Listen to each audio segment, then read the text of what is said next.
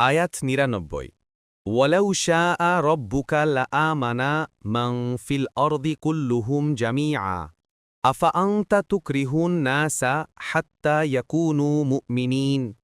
অনুবাদ, আর আপনার রব ইচ্ছে করলে জামিনে যারা আছে তারা সবাই ঈমান আনত, তবে কি আপনি মুমিন হওয়ার জন্য মানুষের ওপর জবরদস্তি করবেন? তাফসির ১ নং ফুটনোটের বিবরণ।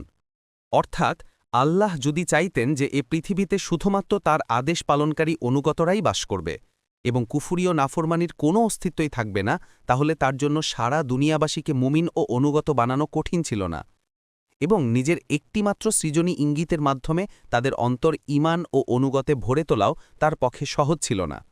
কিন্তু মানবজাতিকে সৃষ্টি করার পেছনে তার যে প্রজ্ঞাময় উদ্দেশ্য কাজ করছে, এ প্রাকৃতিক বল প্রয়োগ তা বিনষ্ট করে দিত।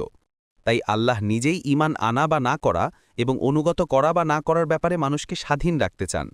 এ ব্যাপারে আরও দেখুন সূরা হুদ ১১৮ থেকে ১১৯, সূরা রদ ৩১। ২ নং ফুটনোটের বিবরণ। ইবনে আব্বাস বলেন, রাসূলুল্লাহ সাল্লাল্লাহু আলাইহি ওয়াসাল্লামের ঐকান্তিক ইচ্ছা ছিল যে সমস্ত মানুষই ঈমান আনুক।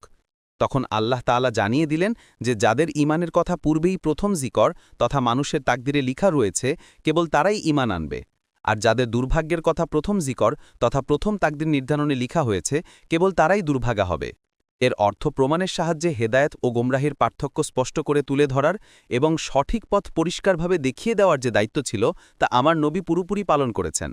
এখন যদি তোমরা নিজেরাই সঠিক পথে চলতে না চাও এবং তোমাদের সঠিক পথের যদি এর উপর নির্ভরশীল হয় যে কেউ তোমাদের ধরে বেঁধে সঠিক পথে চালাবে, তাহলে তোমাদের জেনে রাখা উচিত নবীকে দায়িত্ব দেওয়া হয়নি। যাকে আল্লাহ হেদায়েত দান করবেন না তার জন্য কোনো হেদায়েতকারী নেই। এমন কেউ নেই যে তার মনের উপর জোর করে ঈমানের জন্য সেটাকে প্রশস্ত করে দেবে। তবে যদি আল্লাহ সেটা চান তাহলে ভিন্ন কথা। অন্য আয়াত আল্লাহ সেটা বর্ণনা করেছেন যে, আর আল্লাহ যাকে ফিতনায় ফেলতে চান তার জন্য আল্লাহর কাছে আপনার কিছুই করার নেই। সূরা আল মাইদা ৪১। আরও বলেন, আপনি যাকে ভালোবাসেন ইচ্ছে করলেই তাকে সৎপথে আনতে পারবেন না, তবে আল্লাহ আলী যাকে ইচ্ছে সৎপথে আনয়ন করেন এবং সৎপথ অনুসারীদের সম্পর্কে তিনিই ভালো জানেন। সূরা আল কাসাস ৫৬। অনুরূপ আরও অন্যান্য আয়াতেও এসেছে, যেমন সূরা নিসা ৮৮ ১৪৩, সূরা আল আরাফ ১৭৮, সূরা রদ ৩৩, সূরা আল ইসরা ৯৭, সূরা আল কাহাফ ১৭, সূরা আজ জুমার ২৩, ৩৬, সূরা আল গাফির ৩৩, সূরা আশ-শুরা ৪৪-৪৬। পরবর্তী তাফসিরে যেতে ভিডিওটি শেষ হওয়ার পূর্বেই এই বক্সে ক্লিক করুন। ভয়েস বা উচ্চারণে অনিচ্ছাকৃত ত্রুটি ক্ষমাসুন্দর দৃষ্টিতে দেখবেন ইনশাআল্লাহ।